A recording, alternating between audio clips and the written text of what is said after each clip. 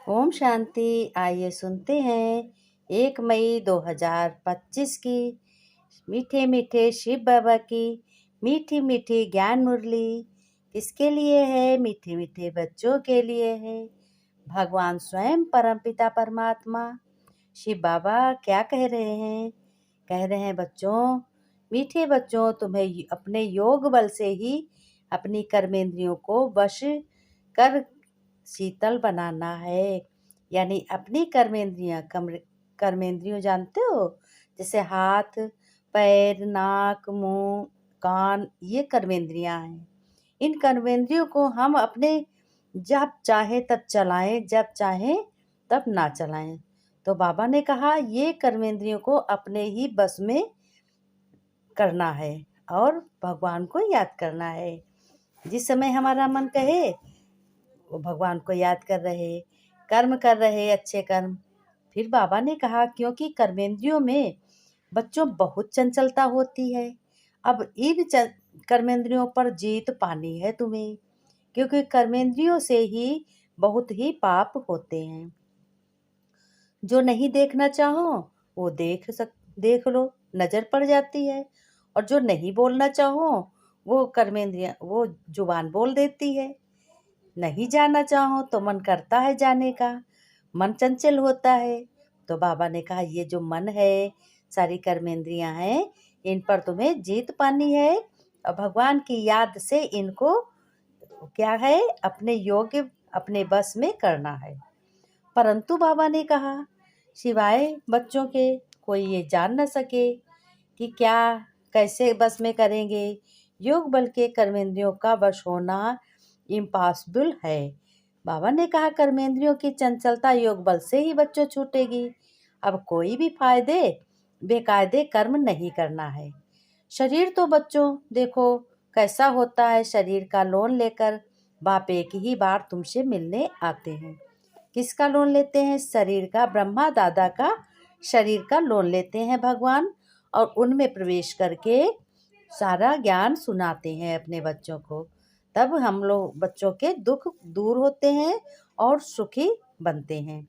लेकिन शरीर का लोन लेकर बाप एक ही बार कब आते हैं? संगम युग पर आते हैं। तो ऐसे बाप के साथ बच्चों कितना प्यार से चलना चाहिए। अब भगवान तो कितना अच्छे हैं, भगवान सर्वशक्तिमान है।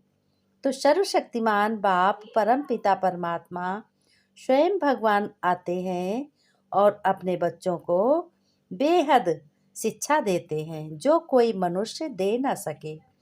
फिर बाबा ने कहा ऐसे लवली बाप को बच्चे कितना याद करते हैं। याद करते करते आंखों में क्या आ जाते हैं? प्रेम के आंसू आ जाते हैं। भगवान की बातें करो, देखो जो कुछ मिला है, कितना मिला है, कितना अच्छा अच्छा मिला है।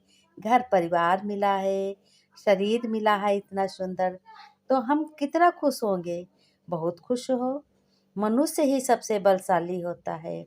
कहते भी हैं कि बहुत भाग्य मानुष तन पावा, मिटे दोष दुख दारिद्र दावा।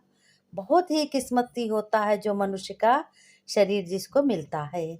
मनुष्य इतना बलवान है कि अपने सारे कर्मों को वो क्या अच्छे बना सकता है, देवता जैसा पूजा जा सकता है। फिर भगवान कहते हैं भले बच्चों तुम ड्रामा में बंधाएमान हो, परंतु पुरुषार्थ तो तुम्हें जरूर करना है, यानी कर्म तो जरूर करना है। जब अच्छा कर्म होता है भगवान की याद में, वो पुरुषार्थ हो जाता है। ऐसे नहीं बच्चों कहना जो ड्रामा में होगा वह मिल जाएगा, जो किस्मत में होगा वह मिल जाएगा। ऐसे कभी नहीं कहना। ये किसने कहा? ये स्वयं भगवान शिव बाबा ने कहा है। फिर ये भी कहा पहले पहले तुम बच्चे सुदर्शन चक्रधारी बनते हो और फिर औरों को आप समान बनाओ। पहले तुम बनो, फिर और सभी को अपने आप समान बनाओ, बाप समान बनाओ। कोई गुस्सा आदि करे तो तुम्हें एक कान से सुनकर दूसरे कान से निकाल देना है। बाबा ने कहा कोई गुस्सा करे तो एक कान से सुनकर दूसरे कान से तुम्हें क्या करना है? निकाल देना है। और ऐसे नहीं कहना है पहले सुदर्शन चक्रधारी तुम बनोगे, फिर दूसरों को भी बनाओगे, से निकालना है, फिर ये भी सोचना है कि एविल बात सुनो ही नहीं। एविल माने गलत बात, गलत बात सुनो ही नहीं, गंद बात सुनो ही नहीं। अब बाबा ने कहा नाटक पूरा होता है, अब घर जाना है। ये खुशी स्थायी रहनी चाहिए। घर जाना है इसका मतलब ये पुराना चोला हो गया ना, ये पुराना शरीर हो गया, ये पुराने कपड़े हो गए। यहाँ पर कपड़ों की महिमा शरीर से तुलना की गई है। ये शरीर पुराना हो गया, आत्मा का कपड़ा जो है ये पुराना हो गया। अब इस शरीर के कपड़े को, आत्मा के कपड़ों को छोड़कर हमें क्या बनना है? नई दुनिया में जाना है। ये तो खत्म होने वाली दुनिया है। बाबा ने कहा ये पुरानी दुनिया तो खत्म होने वाली है, डामर दुनिया, इसमें आसक्ति क्या रखनी है, इससे क्या मोह रखना है। फिर भगवान कहते हैं मीठे बच्चे, तुम बहुत ही श्रेष्ठ बन रहे हो। तुम बेहद बाप के बच्चे हो, यानी भगवान के बच्चे हो। भगवान के पास ही बहुत ज़्यादा हर चीज़ का कोई अंत नहीं होता है, इतनी चीज़ें होती हैं। ये किसने कहा? ये ब्रह्मा दादा ने कहा। तुम बच्चे वर्षा लेने आए हो भगवान से, स्वयं अपने बाप से। यहाँ हद की कोई बात नहीं। मनुष्य तो हद ही देते हैं, उनके पास हर एक चीज़ हद की होती है। हद की चीज़ होने से उनको फिर भगवान स्वयं कहते हैं कि देखो, मनुष्यों के पास तो हद की चीज़ होती है, लेकिन भगवान के पास बेहद की चीज़ होती है।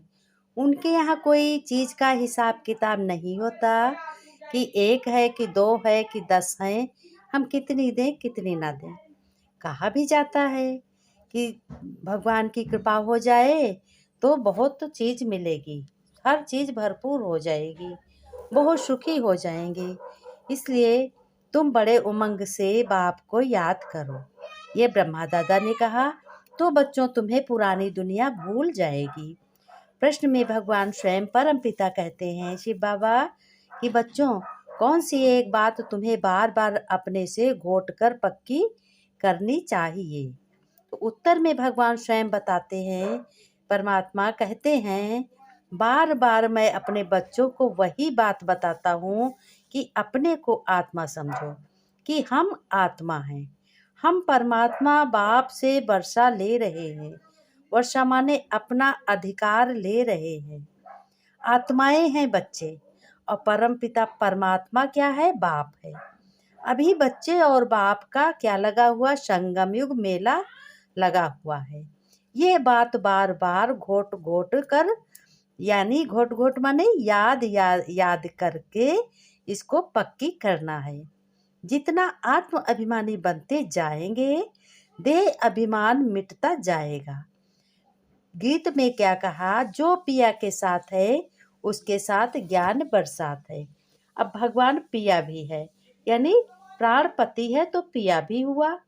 जिस तरीके से मीरा ने कहा, कहते हैं बच्चे जानते हैं कि हम बाबा के साथ बैठते हैं, बाबा के साथ काम करते हैं, बैठे हुए हैं। ये है बड़े ते बड़ा बाबा, सबका बाबा है ना। बाबा क्या? भगवान स्वयं शिव बाबा आया हुआ है।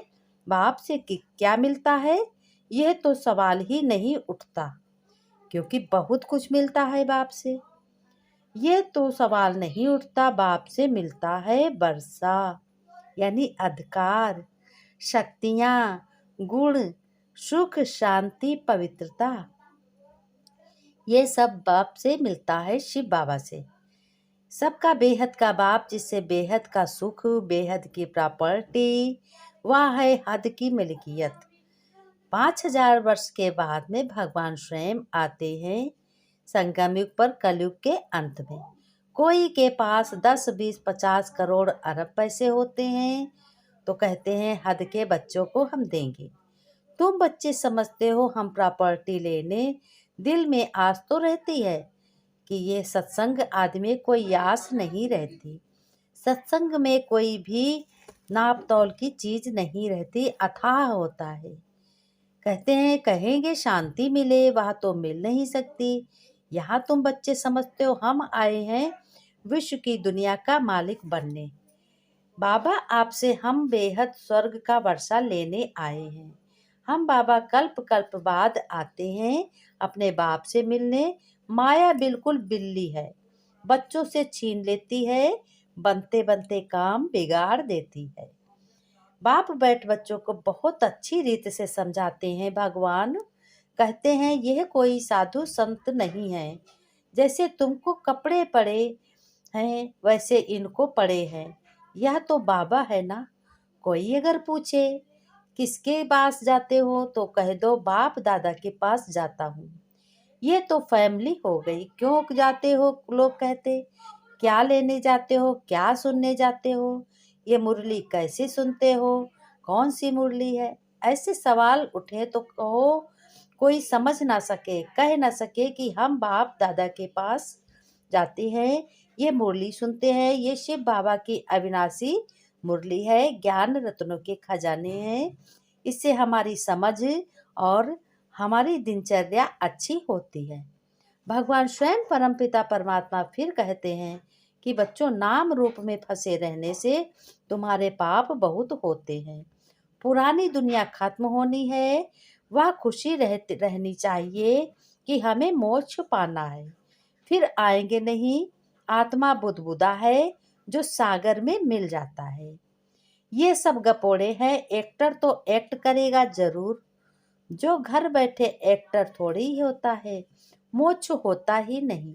ड्रामा आदि बना है, कितनी नॉलेज मिलती है, मनुष्यों की बुद्धि में कुछ भी नहीं ठहरता। बाबा ने कहा मीठे मीठे सिक्के लदे बच्चों प्रति माता पिता बाप दादा का याद प्यार और गुड मॉर्निंग। रूहानी बाप की रूहानी बच्चों को नमस्ते। रूहानी बच्चों की रूहानी बाप दादा को याद प्यार नमस्ते, गुड मॉर्निंग बाबा। शुक्रिया बाबा, धन्यवाद बाबा समझाने देने के लिए। धारणा में भगवान स्वयं शिव बाबा ने बताया योग बल की ताकत से बच्चों अपनी कर्मेंद्रियों को शीतल बनाना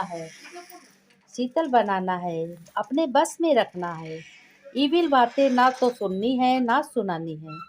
जो बात पसंद नहीं आती वह एक कान से सुनकर दूसरे कान से निकाल देना है और पवित्र बनकर आप समान बनाने की सेवा करनी है और बनना है।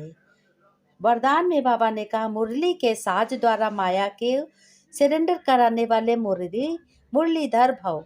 मुरलियाँ तो बहुत सुनी हैं, अब ऐसे मुरलीधर बनो बच्चों जो माया मुरली के आगे भाग जाए मुरली के आगे माया न्यौछावर सरेंडर हो जाए। मुरली के राज का साज अगर सदैव बजाते रहो तो माया सदा के लिए सरेंडर हो जाएगी। माया का मुख्य स्वरूप कारण में रूप में आता है। जब मुरली द्वारा ये ज्ञान द्वारा कारण का निवारण मिल जाएगा तो माया सदा के लिए समाप्त हो जाएगी, दुख सदा के लिए समाप्त हो जाएंगे, कारण खत्म हो जाएंगे, अर्थात माया जीत बन जाओगे, माया खत्म हो जाएगी। माया भी रावण था ना, ये माया रावण है। स्लोगन में बाबा ने कहा अनुभवी स्वरूप बनो बच्चों तो चेहरे से खुश नसीबी की झलक दिखाई देगी कि ईश्वरी बच्चे हो। ईश्वर के बच्चे कैसे होते हैं, कैसी चलन होती है, कैसी बोलचाल होती है, कितनी शक्तियाँ होती हैं उनमें, कैसे मीठा बोलते हैं। बाबा ने कहा ओम शांति। अगले वीडियो में फिर मिलेंगे। दर्शकों ऐसे ही सुनते रहो। सभी दर्शकों को ओम शांति। भाई बहन जो सुन रहे हैं उन बहुत बहुत धन्यवाद सभी को। ओम